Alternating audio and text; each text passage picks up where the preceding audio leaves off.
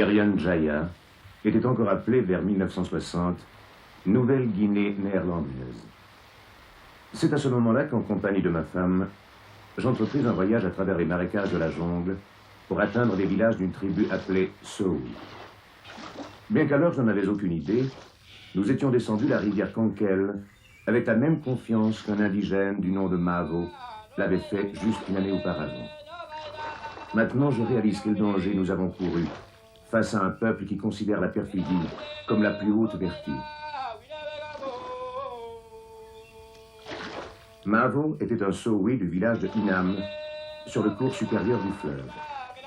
Il se trouva un jour dangereusement engagé sur le territoire de Kamour, un autre village de la tribu.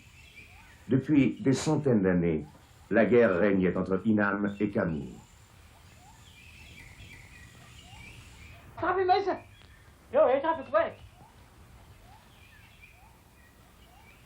Je me demande si vous avez suivi du regard les chasseurs de tête de Kamour, comme ils l'avaient fait pour Mavo.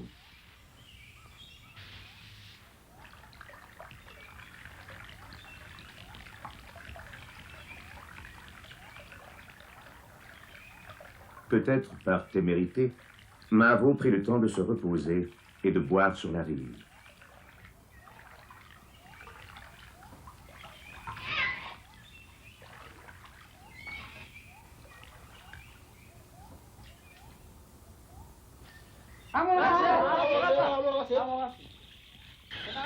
Les guerriers Kamour l'assurèrent qu'ils ne lui voulaient aucun mal, bien au contraire, ils désiraient l'honorer. Consentirait-il à être un messager entre son village de Inam et le leur, Kamour? Mavo demanda une preuve de leur sincérité.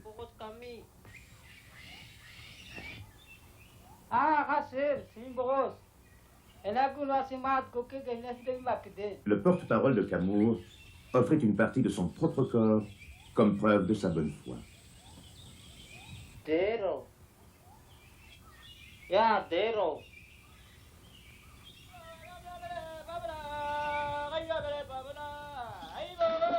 Rejetant toute suspicion, Mavo interrompit son voyage pour rapporter la nouvelle à Inam. Ayant été choisi comme messager, il vit son prestige augmenter considérablement au village.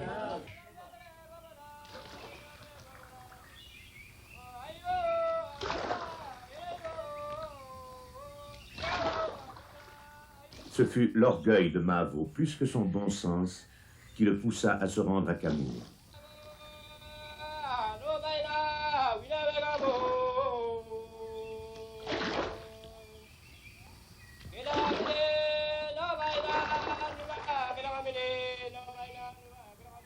Il y fut reçu comme un ambassadeur ami et escorté jusqu'à la maison des hommes.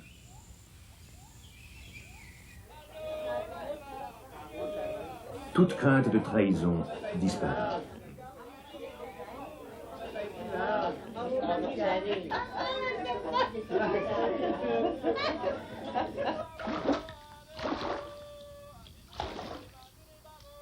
Mavo ne pouvait attendre le moment de retourner chez lui. Il éblouit tout le village en racontant sa réception.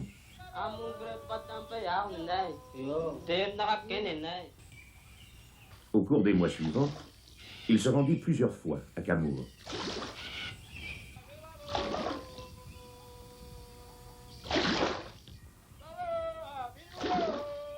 Chaque fois, il y était reçu très chaleureusement. Cette fois-là, ils organisèrent une grande fête en son honneur, ayant préparé un cochon sauvage et des lames. Tous les guerriers y assistaient.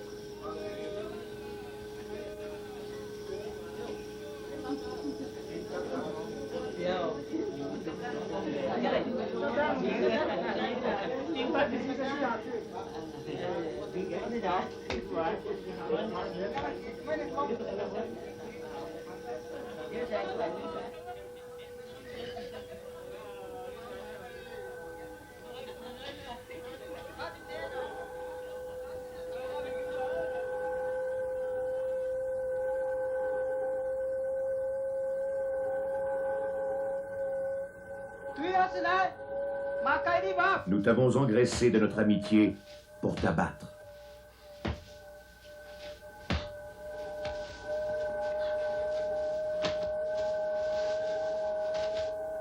Ils coupèrent la tête de Mahavo. Le cerveau fut mangé selon le rituel.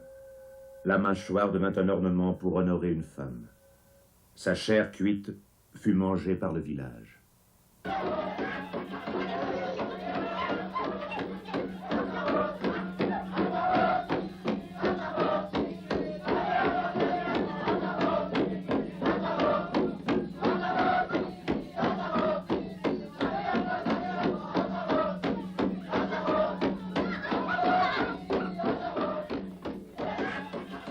Quelle célébration de la perfidie!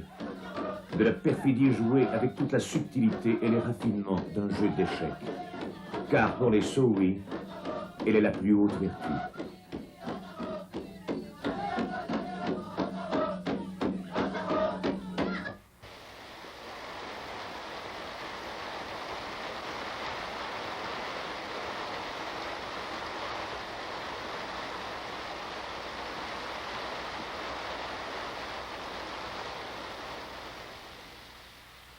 Je devais apprendre le crime dont Mahavo fut victime et en ressentir les effets beaucoup plus tard.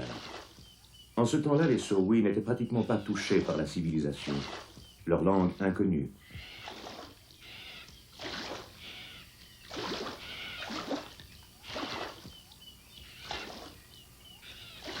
J'étais arrivé à Kamour 2 semaines auparavant avec un autre missionnaire. Par signe, j'essayais de leur faire comprendre que je reviendrai avec ma femme pour vivre parmi eux. Pour Carole et moi, c'était la fin d'un long voyage.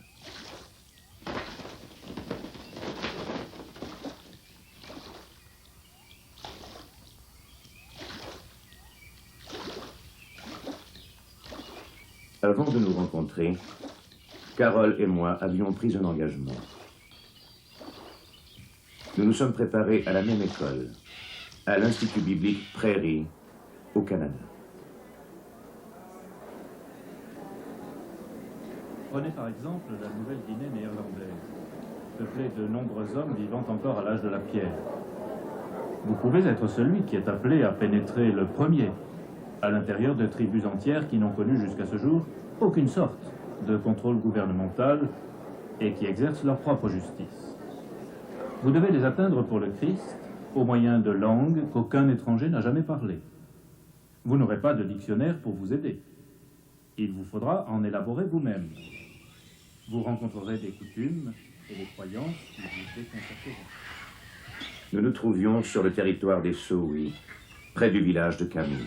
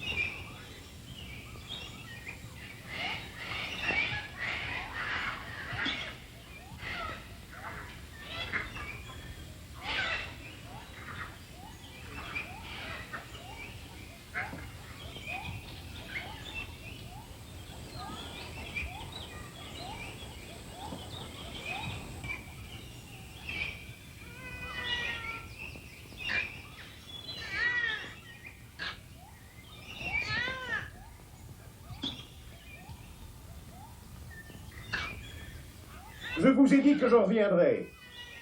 J'ai amené ma femme avec moi. Nous sommes ici pour construire une maison.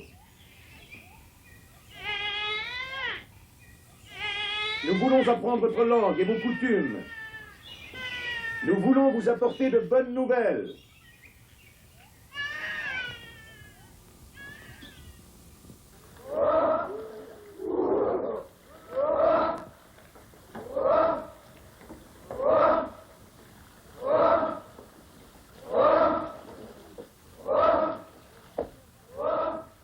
Lorsqu'ils eurent surmonté leur timidité, les villageois nous reçurent chaleureusement.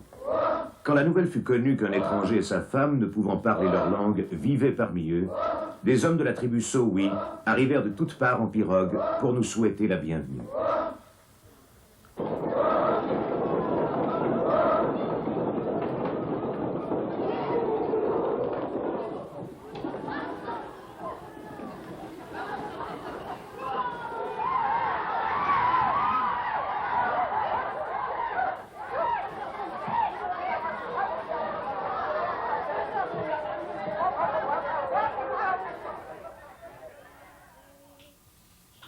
Finalement, Kamour retrouva la routine de la vie quotidienne, vie qui n'a guère changé dans cette tribu depuis 1000 ans.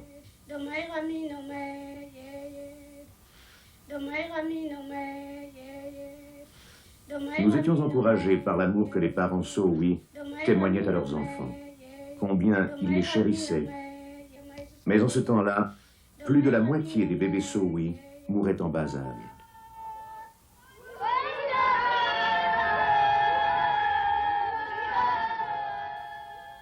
Pour chacun, la mort était au tournant du chemin. Les cérémonies funèbres se répétaient fréquemment. La maladie, les bêtes sauvages, la guerre incessante entre les villages Sowi en étaient la cause.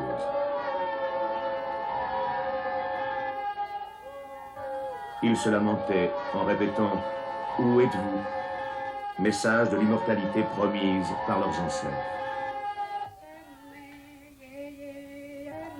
Mais nous avions apporté quelque chose qui pouvait les aider. Des médicaments. Les mères commencèrent à venir vers Carole, qui était une infirmière expérimentée.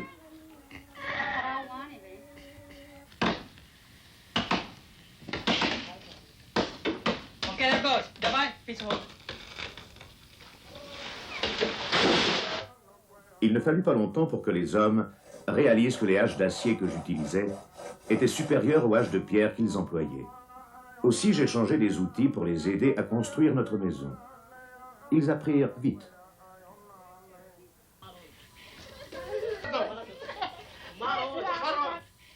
Avec Ezi, un de leurs chefs qui nous servait en quelque sorte d'instructeur, nous commençâmes l'étude de la langue Sowi.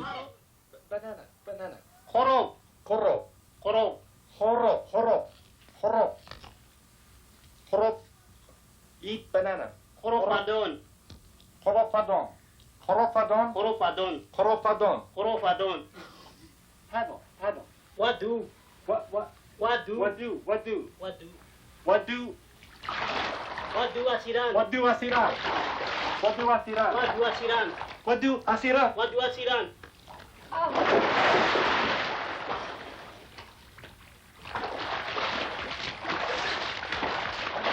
Tao nên. Tao name. Tao nên. Tao nên. Tao name. Sin gike favinanai saden. Jesus timindiga sina. Enfin, je parlais le Sowi suffisamment bien pour leur raconter l'histoire de Dieu donnant son Fils comme sauveur. Ils écoutaient poliment, mais je compris mieux leur mentalité lorsque je leur parlais de la trahison de Jésus par Judas. À un peuple pour qui la perfidie représente l'idéal le plus élevé, Judas apparaissait comme un héros.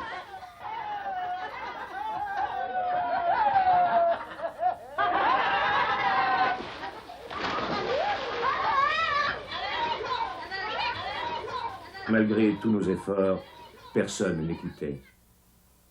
Il doit y avoir quelques moyens, me disais-je, quelques coutumes tribales qui nous permettent de les toucher par le message que nous voulons leur apporter. En fait, bien que nous n'y étions pas préparés, cet événement se présenta inopinément.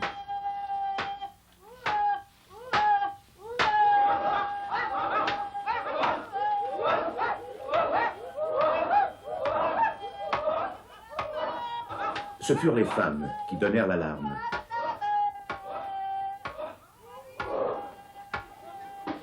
Les guerriers de Hinam attaquaient ceux de Kamour.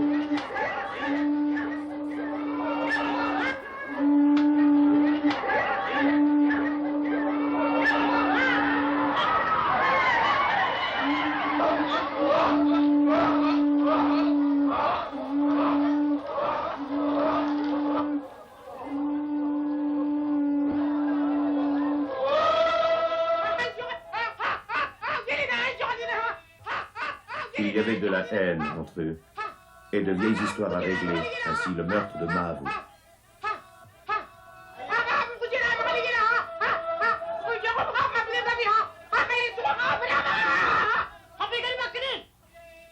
Ezi releva le défi pour Kamour avec fierté, en proférant des menaces.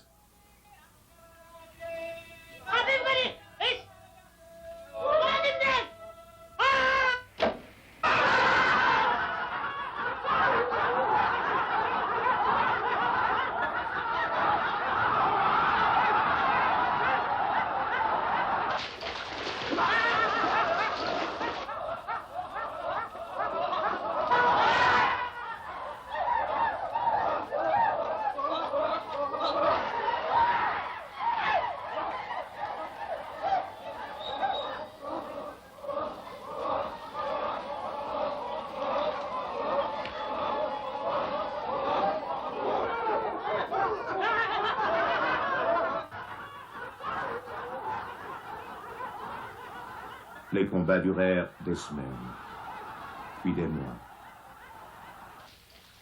Nous soignons les blessés et prions. Carole et moi, nous étions préparés en vue de notre appel.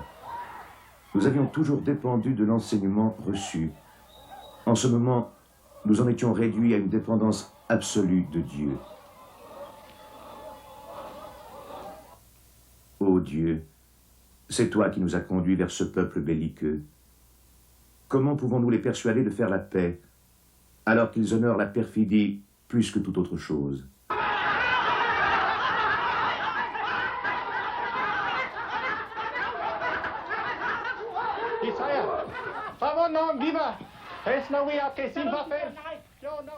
Finalement, j'adressai un ultimatum à Ezi. Ou bien Kamour et Hinam cessent de se battre, ou bien nous partons vers un autre village Soul.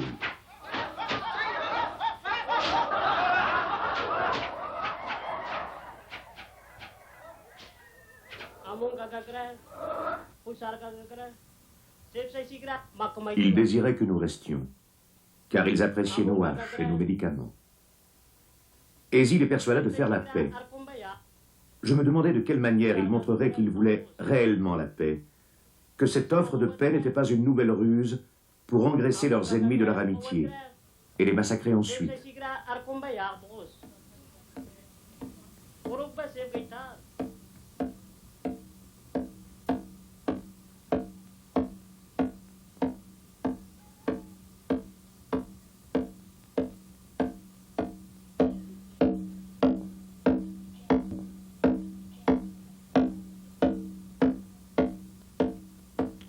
Hinam d'un côté, Kamour de l'autre, les guerriers se préparent à une cérémonie solennelle.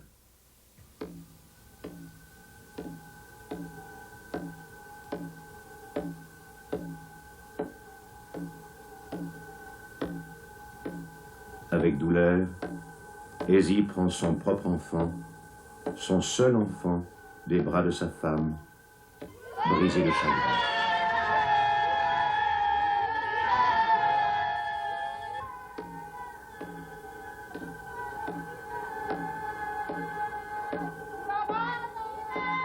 Après que chaque guerrier de Kamour eut touché l'enfant, Ezi l'offrit au chef de Hinam, qu'il accepta comme l'enfant de la paix.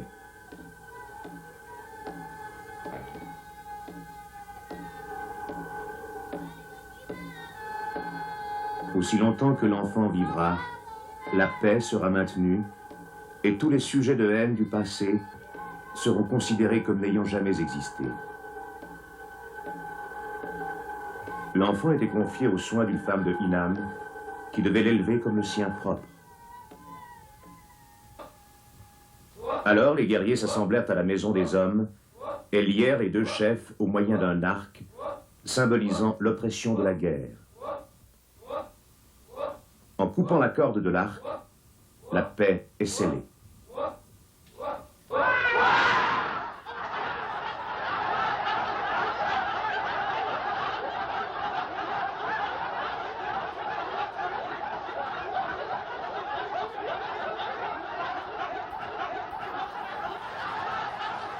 Tout d'abord, je fus déconcerté par cela, jusqu'au moment où Dieu me fit la grâce de voir que c'était par ce moyen qu'il voulait rendre accessible aux Sowi la bonne nouvelle que Carole et moi étions venus leur apporter.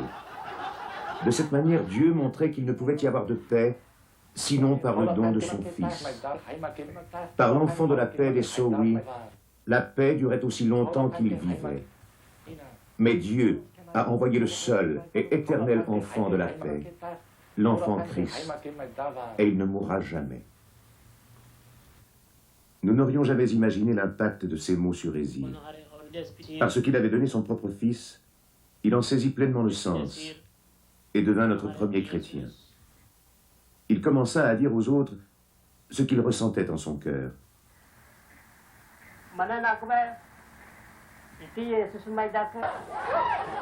Avec le temps, il y eut assez de Sowi chrétiens pour entreprendre la construction d'une église d'une hauteur et d'une circonférence telle qu'ils n'en avaient jamais vu.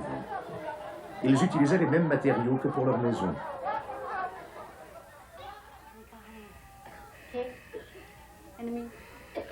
Le dispensaire de Carole et ses classes de lecture grandissaient de plus en plus, tandis que je commençais la traduction du Nouveau Testament en langue Sowi.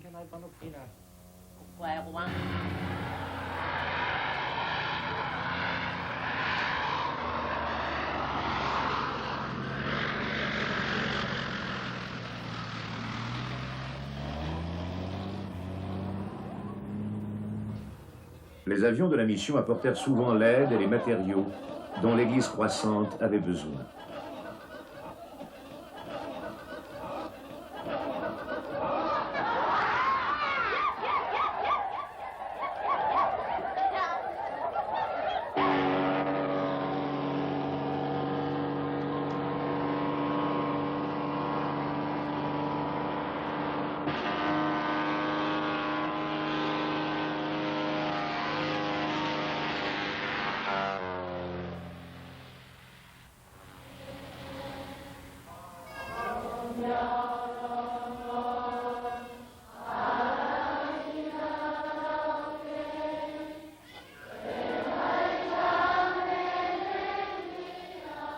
L'église était terminée.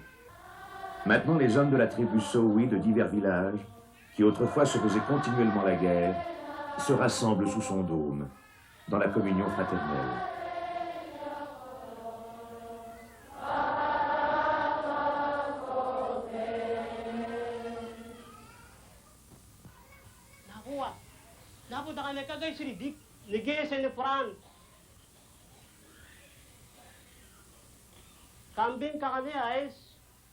Ézir, précisément, est devenu un des prédicateurs laïques de la communauté.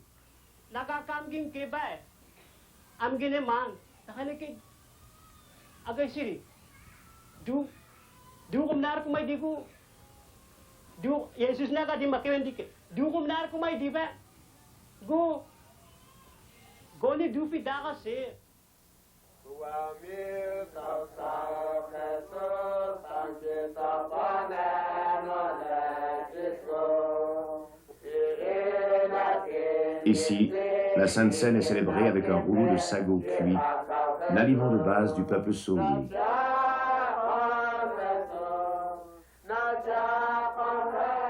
Et comme celui-ci ne connaît pas de récipient pour boire, une boîte de conserve tient lieu de coupe de communion.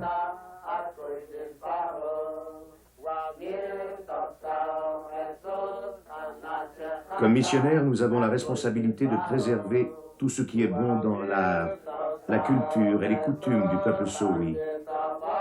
Mais les influences extérieures sont inévitables. Carole et moi remercions Dieu de ce que l'évangile de Christ est arrivé ici le premier.